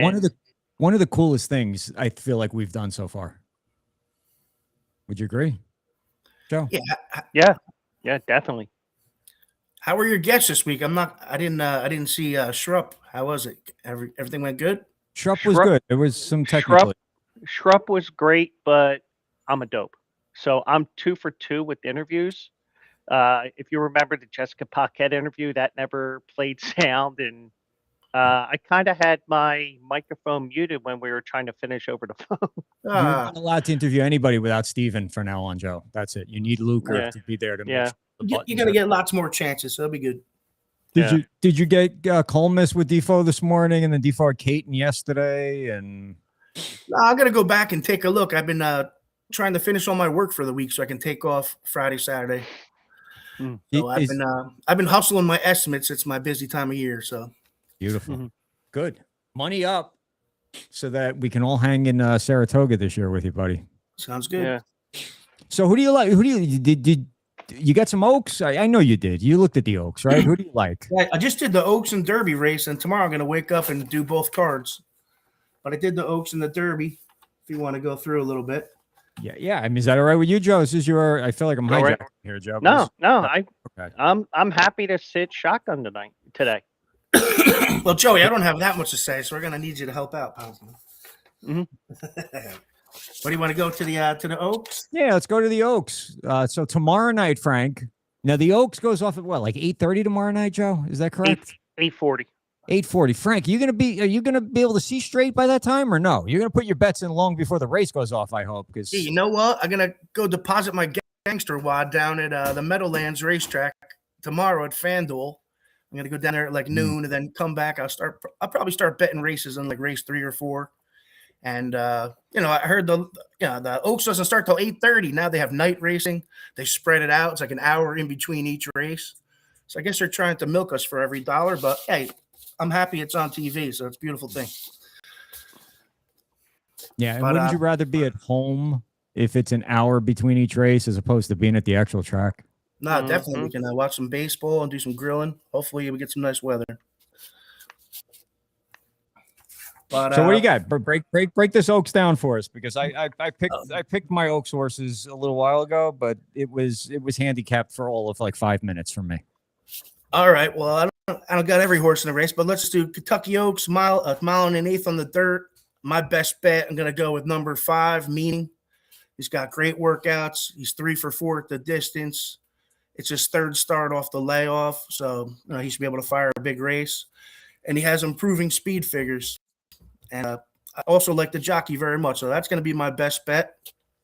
I'm also liking the number 4, Counting Stars. He's got the higher speeder in the race with who. He's 1 for 1 at Churchill, so I know he's the track. And I think Mark Frank, Casey. these horses identify as fillies, though. You know that, right? Oh, I'm sorry. Yeah. I get. Well, not Philadelphia Phillies, because if that was the case, they'd all be finishing 14th. Yeah. Uh-huh. I'm sorry, 13th. 14th is for the Mets. Just busting your chops, Frank. Yeah. I get it. Also, the number 4, Counting Stars. Yeah, you have them ready. All right, so those are my 2, and my third horse. Can't leave out Irad. Number 2, Zanny. Well, Pletcher's a trainer. He's 3 for 3 on the fast track. He likes the distance, and you have Irad or Ortiz. For my daily double, what's it? The Oaks Derby double. I'm probably going to use the number 5. You have your weather forecast too, just in case anybody's wondering. It's going to be cold, but it's going to be no rain this weekend. For the Oaks Derby double, I'll be using number 5 and number 4. I'm probably going to leave off, to be honest with you. But those are my 2 best bets for the Kentucky Oaks. 5 and 4. Who do you got, Quills? He's going to put his picks out for the Oaks on Saturday morning, Frank. So Okay, you got to tune in Saturday morning to get his Oaks picks. Not seriously. I'm leaning towards the 4. I'm leaning towards the 4, Counting Stars, and it just seems like every once in a while that filly has a bad race. It had a bad race at Keeneland, came back and ran a couple of monster races, won the Honeybee after that horrible race at Oaklawn in the Martha Washington. Just missed in the Honeybee to Explora, who was on the lead, and in the fantasy. Now, granted, it was a 5-horse field. I don't necessarily take too much into the 5-horse field, but just the fact that she drew off and won like she did, that tells me that she's rounding into shape right at the right time here. Because, do you want to peak in March and April, or do you want to peak on the first Saturday in May? Another horse that I'd like is 9, Always a Runner. Now, granted, that was a big move up in the buyer speed figure, but that was like, I remember when we were looking at that race for Aqueduct, they were saying that Aqueduct race came up very slow for that race for whatever reason, and she closed to win the Gazelle. And also, like I was saying with with the sires, Gunrunner is one of those sires that gets one of the highest wins distances for his offspring. I think this is like a 7.4, 7.5. So basically, on average, that horse will win at on average 7.5 furlongs, which basically means this horse is great at these classic and even marathon distances, even with horses that aren't as talented as this horse. And oh, by the way, you got Jose Ortiz riding instead of Dylan Davis here. So you're going from middle of the pack at Aqueduct to one of the top jockeys around. My man, I'm liking it. And also won at the distance last time out. I like what you're saying because that was one of my picks. What do you think the odds might be on Counting Stars?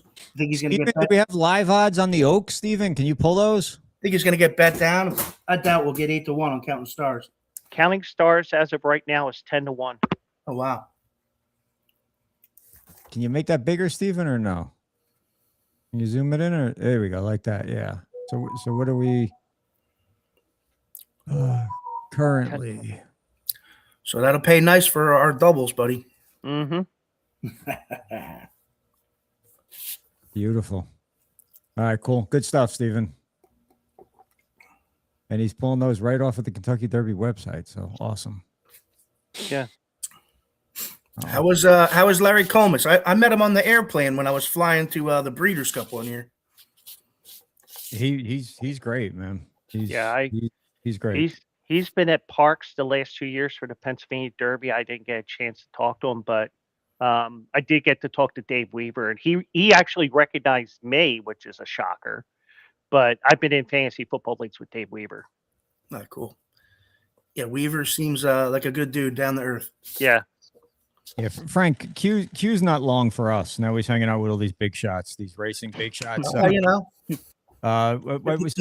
he's been working at it a long time. He's moving his way up. No, he deserves it. And the Shrep came on the other night and said that was like the greatest intro I've ever had in my life, is what he told Q.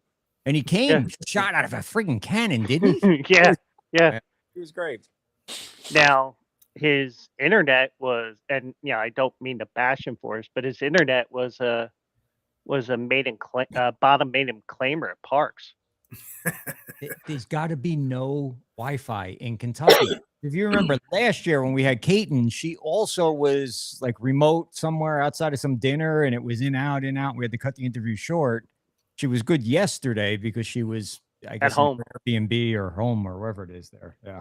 But with, because one thing I did behind the scenes is I was like, where's For Sales Kentucky where he was at? And I think that was getting more back into God's country where the internet isn't, the 5G isn't that great.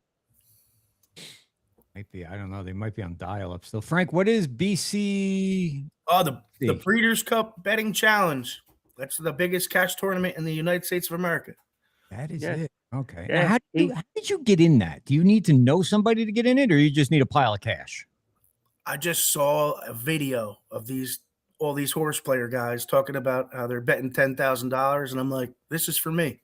And then I just got up 10 grand and joined, and that's it. But yeah, I got a 9th place and an 11th place. I want to have the most top 10s in Breeders' Cup betting challenge history, but we're working on it. But I got a few more wins to go. Are you profitable when you come in 9th or 10th? Yeah, the one year I got back like 108,000. I got a check I got like 66,000 in cash, and then a check for 30 something thousand. I think 38 or something. And how's it work? Do you have to bet the whole 10 on one day, or do you spread? I mean, on one race, or do you spread it around wherever you want? Can you, if you love somebody, can you take the whole 10 and put it on one bet? Yeah, that's the beauty of it. It's a $10,000 buy-in. It's a $7,500 for your bankroll, and $2,500 goes to the kitty. So say if there's 400 guys in, and everyone puts in $2,500 to the kitty, that's $1 million. So now they're up to like 500 guys. So that's like $1 million, 1.2 or 1.25. Anyway, there's a lot of money in there. Portnoy's in there every year. I've beat him every year he's been in there. Bobby Flaggett's in there. And it's just a lot of fun. It's just too much damn fun. They give us open bar. I always get 2 entries every year. I always get 2 entries. He was in it. He was in it last year when we were down there for the Pegasus.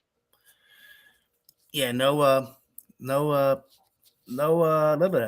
last year, but we're gonna work on it. Yeah, we're going to Keeneland this year. We got to have you guys come out one year. Now, have you qualified for the NHC? I'll be honest, the last few years, I really haven't been trying to qualify for the NHC. I qualified like 9 out of 10 years. And then, I don't know, I kind of just, it costs money to play in the damn tournaments every week. They have like cheap tournaments online for $75 and Yeah. on the weekends like $150. But no, I haven't qualified. I've been trying to stick to live tournaments because the live tournaments you can actually like make money, like Yeah. at the Pegasus and at the Breeders' Cup. But you know, the NHC is just awesome because you know, over the last 10, 13 years, I have so many friends from all across the whole country now. You know, we're not great friends, but we all meet up Yeah. at different racetracks. I got friends from Texas, San Diego, across everywhere. It's like really cool. So all really awesome people. Everyone loves to do the same thing. And we just have too much fun. So let me ask this before we get to your Derby stuff here. So you've been to a gazillion racetracks. What's your favorite track and why? Ooh. And I'm going to ask you the flip side. What was the crappiest track you've been to? Oh, okay. Now, well, Saratoga always will have the place in my heart because it's only 2.5 hours to the north here. That's home base. But my brother lives in Monmouth. That's okay. But the most beautiful track, definitely Santa Anita, with those picturesque mountains in the background. Santa Anita, there's not too many places to like hang out. Like after the racetrack, there's only like a few restaurants. I forget the main steakhouse there, but that's the nicest. And San Diego, of course, for Del Mar, that's just completely gorgeous because you got the beach and it's just freaking, the weather's just unbelievably awesome. But and the worst track, I haven't been to too many dives, but definitely going to Aqueduct is an experience. And I think, well, that's over now. Just about, yeah. End of June, yeah. Oh yeah, so yeah, that's coming up. That's going to be over. So how about Parks? Parks has got to be very low on the list, doesn't it? I'm going to come visit Parks and come visit Joe. That's for sure. Definitely. And on Mondays and Tuesdays in the winter when I'm not working, because I'm seasonal worker, I should really be at damn Parks. I have to come down. It's only an hour. Yeah. Yeah. Just let me know. I'll be there. Do you miss the day, Frank and Joe? But Joe, you're not as mobile as other people. I mean, I used to love the days when I could do Monmouth in the afternoon, go to the Atlantic City track at night, know that when they shut, Garden State Park was open, and Garden State Park now is a strip mall, and then the Meadowlands. You don't mess with harness racing, do you, Frank? That's where we started when we were little kids. We were betting at the harness track when we were like 14. Okay. 14 years Freehold old. or Yonkers? What's that? Where, Freehold or Yonkers? No, the Meadowlands. We live here in North Jersey, 20 minutes outside of New York City. So we always had an older brother that would take us down or an older friend. And sometimes we would take the bus when we were 13. We took the bus. We got dropped off on Route 3 and hoofed it like 2 miles to get to the track. But they would let us bet since we were little kids. So we used to start there doing like dollar exacta part wheels. And then we'd run over to the New Jersey Devil games. We used to go to the New Jersey Devil games and get discounted tickets because we were under 17. Buy the tickets for $12, sell them to 24, make money, then go to the track and go try to hit the exactas. So we've always been hustling and on the move since we're little boys. That's awesome. I love that. And you know what's sad, bro, is that Brendan Byrne Arena is still sitting there, right? Empty, isn't it? Yeah. I think it's still there. I don't think they ever knocked it down. Yeah, it's still there. To drive to the Rock, an extra 20 minutes in Newark, but they have a lot of police presence there now, so it's still nice there in Newark where there's restaurants and shit. Well, Q dragged me to the Meadowlands a few years ago. One night we had a choice. We could either go to a Yankee game, go to the Knicks playoff game, or go to the Meadowlands. So we went to the Meadowlands, and it was Q, myself, and then 14 crackheads were the only people there. I have to defend myself on this.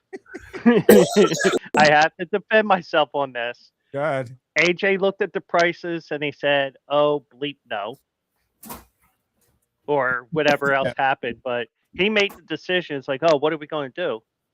Let's go to Meadowlands." I hate New York City so bad. That's really what it was. I'm like, I don't go there. Meadowlands, 2 minutes away. Let's just go to Meadowlands. But avoid the city at all costs. Yeah, Q said we were there on an off night, but it was literally, it looked like a track that was about to go under the Meadowlands that night.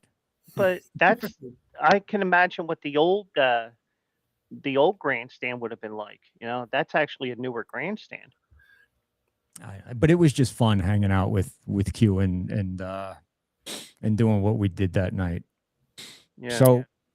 So do you go down to Monmouth, Frank? Do you get in a car and drive the hour down to Monmouth in the summertime at all, or no? The last couple of years, no, but I have these 2 dogs. They're like a pain in the ass. I feel bad leaving my 2 dogs here. I probably could do it overnight, but anyway, I got to hang out with my brother Ed down in Monmouth.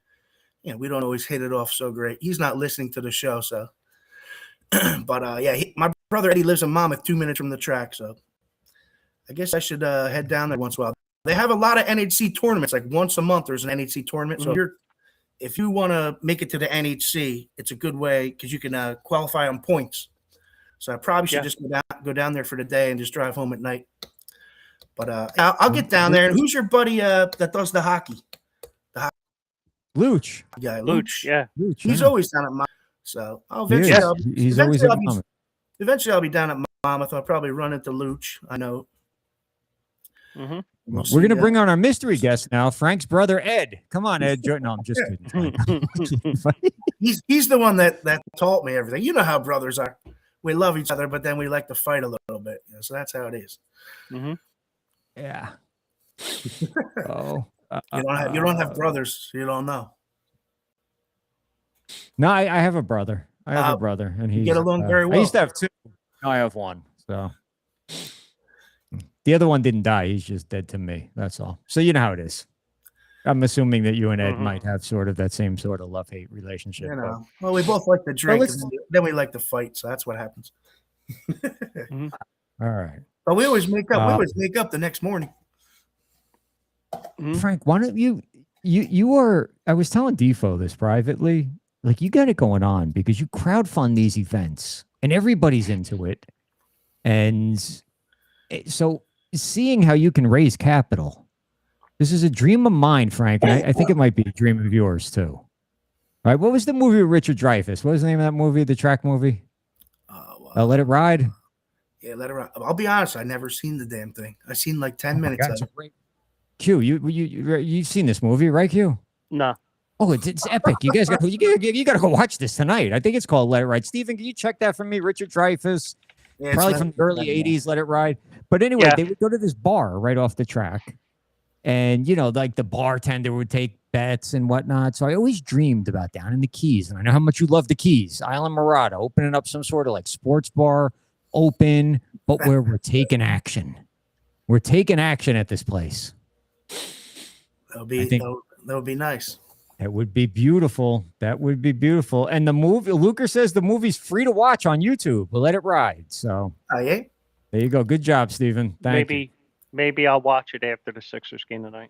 Oh, it's great. Don't even watch the Sixers game tonight. They're gonna get wiped out tonight. But because that's Boston's pattern. They can't when they win by 15 or more, they lose the next game.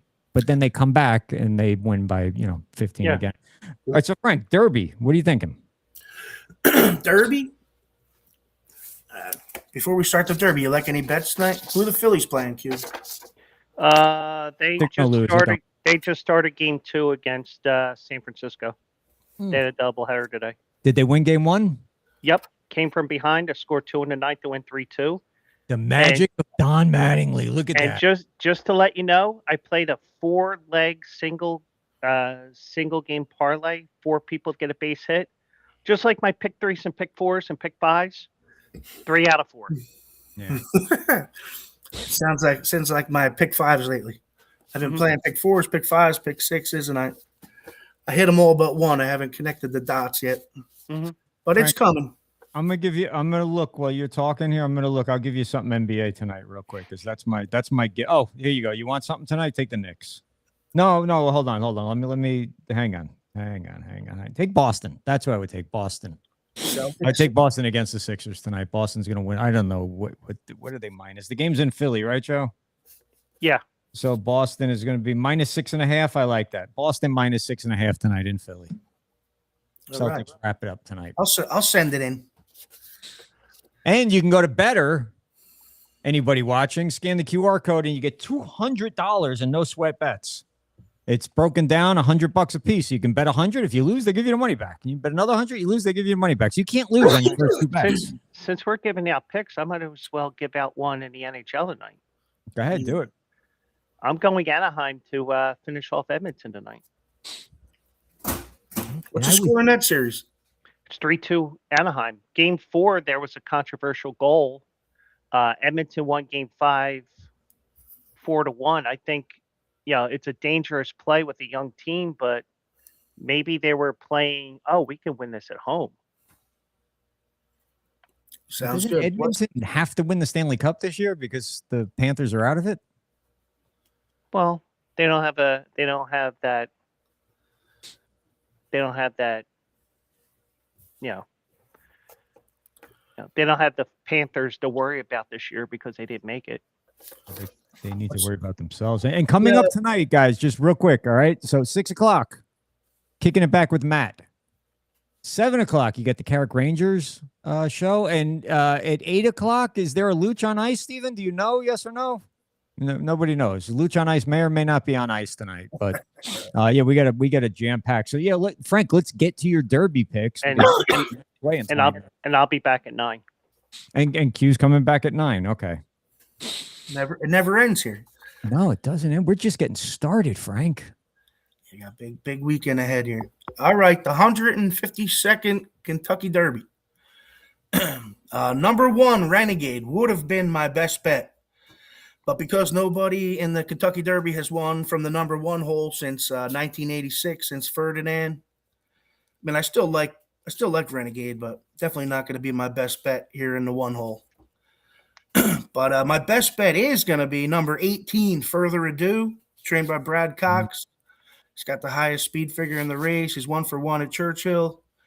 I think from the 18 hole, he can just sit right off the pace and make one big late run and hopefully take home the roses. So that's going to be my big win bet, Further Ado.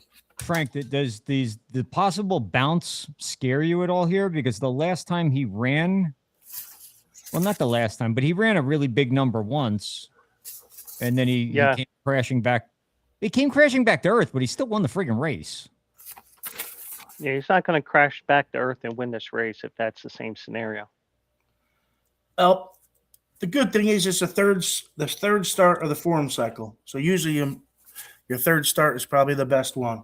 I like you, Frank. I like you. And then that last time he ran the 98, and then he went down to an 82, but then, then they took a couple months off there. So maybe something was up.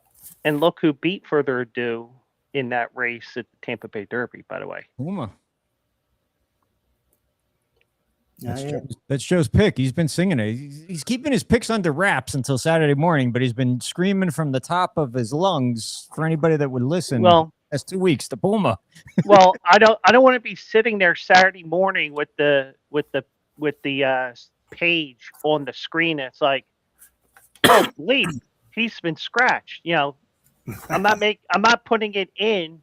I'm not sending it in until we do the show on Saturday because I know because we've had scratches. I mean, look at Tyler Gaffleone. His Derby horse got scratched today, and so did his Oaks horse. He lost both rides today because of scratches. Oh shit!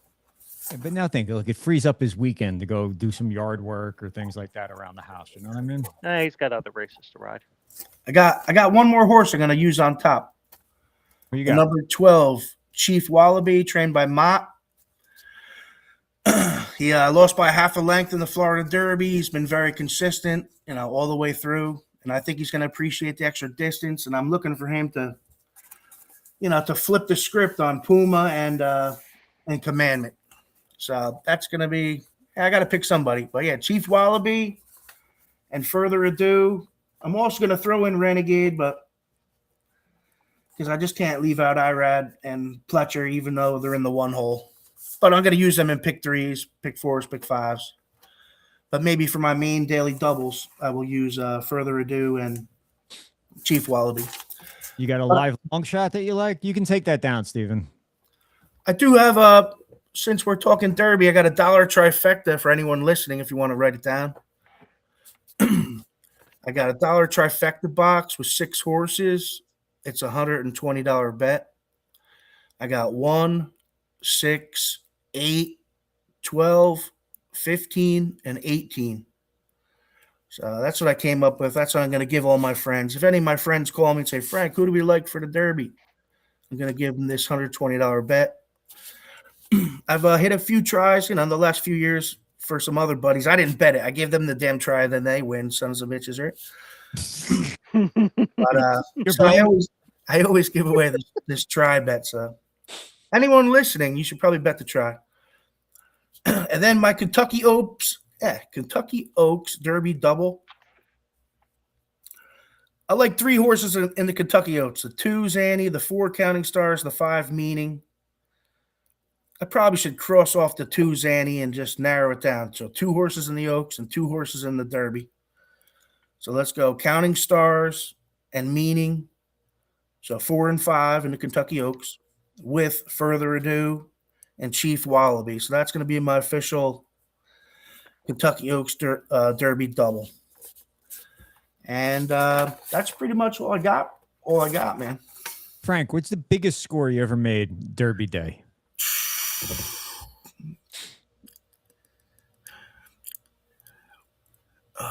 All right, like 5 years ago. Honestly, we haven't crushed the Derby yet. I'm really super overdue to crush the Derby. A few years ago, when Baffert's horse got disqualified. Mm-hmm. I had the second place horse. What the hell was his name? Am I the only guy who had the horse that got disqualified? No, that's who I had. I would have took down everything. We would have won over $100,000 for me and all my friends. We hit the superfecta, and then we would have hit the pick 5. And with the pick 5, with that horse winning, anyway, that would have been my biggest one. But I've done better in tournaments. Like 2nd and 3rd place in a couple years ago on the Spawn Turf. I got back $138 grand. And then the Breeders' Cup, I got back 108 and like 70 one year. So I've had some nice scores, but we need a few more. It's been a while. There's a question that I have for you, that because you got skills. So I don't remember if it was last summer or the summer before, you went to Saratoga for a couple of weeks, didn't you? Seemed like maybe even longer than that, but you were there for a long time, and you went to the track every day that they ran, right? Yeah, we usually go the last 2 weeks of the meet. How do you stretch? How do you not run out of money? I mean, are you that good of a horse player, Frank? Because I would be broke. We have good years and bad years. I'll be honest, that year that I went, I played a lot of head-to-heads online on horsetourneys.com, and I got it stuck to me. During the summer, I was winning all my head-to-heads. I played like head-to-heads for, you have to lay like $1,585, and it gets you back like $1,415. You get back $3,000. But if you go to horsetourneys.com and you look, there's like a bunch of psychotic gamblers that play head-to-heads every day. I only joined mostly during the Saratoga meet. I went out there, I just kept losing fucking $1,500 a day. It sucked. And it was no good. But we have good years and bad years and keep moving on. Saratoga is the type of place though where you still feel peace, even when you're losing money, don't you? It's too much fun up there. You just got to go up there and just chill out, not bet every race, and just relax, take it all in. Just pick your spots on the card. Only bet like half the races on the card. Maybe, try more daily doubles and win bets. And just take it easy and slow. Let it come to you. Don't be chasing. Once you're chasing, then you're in a world of shit. You just got to hang out, and it'll come back to you. Frank, can people follow you anywhere online on social media to get your picks that you put out, or just to get your content? Well, honestly, I haven't been posting a ton. Once my website starts in another month or two, then I'm gonna really go at it. But I haven't been posting every day like I probably should have as of now. But July, it's all gonna begin. But yeah, it's gonna be betbrawlersports.com. And we're going to be on Twitter and everywhere else. Awesome.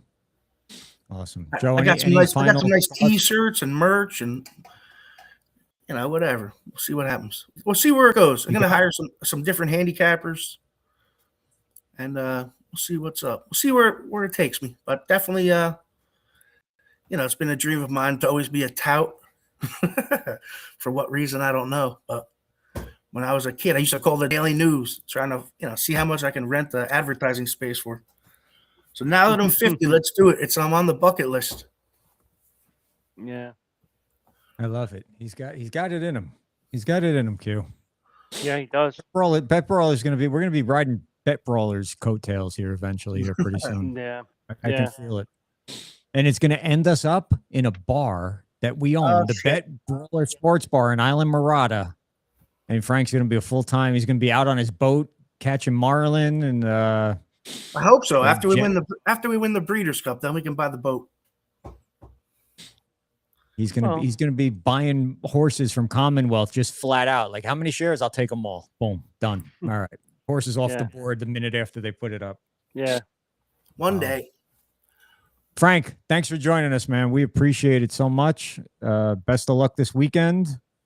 And thanks for having me on. Enjoy the Derby, the best time of year. It's like Christmas here in May. Beautiful thing. Yeah. And best of luck to you guys on your new venture and all. And let's get them. All right. Enjoy the weekend. All right, you too, Frank. You too, man. Thank you, boys. I'm sure we'll see him again for the Preakness sometime soon. Yeah.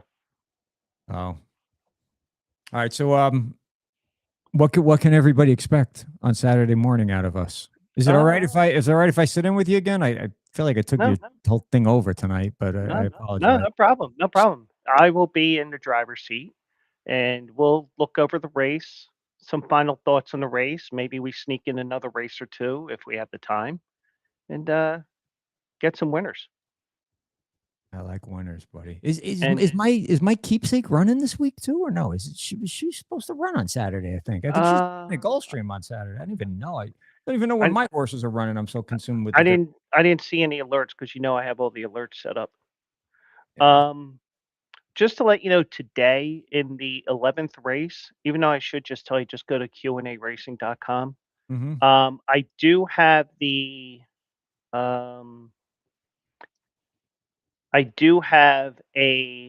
9-2 shot hen party in the. I think we may get a little bit more than 9-2 because when you look at the lone turf race that she ran, she was fractious at the gate and just decided, 10 seconds into race, I think I'll lead the gate now. So there's all kinds of problems with that horse in that race, but has run well at Turfway Park at a synthetic track, which balances out the turf versus dirt pedigrees, and should be able to close to win there tonight, or actually in about half an hour from now. And look, people, every day, literally every single day, Quills picks winners on QNARacing.com. Yep. So, and shared to X and Facebook, and follow Q&A Racing on Facebook and everywhere else. We're just getting started here with these guys. Yes, we are. So, all right, buddy. So until Saturday morning, until 9 o'clock tonight when you'll be back with the Joe Quill Show. But after that, we'll be back talking racing on Saturday morning. Yes, we will. All right. Everybody, appreciate you tuning in. Hope you enjoyed the Derby coverage this week, and we'll wrap it up on Saturday morning. Yes, we will. All right. Do we wish everyone a further ado? You can. I'm not. Okay.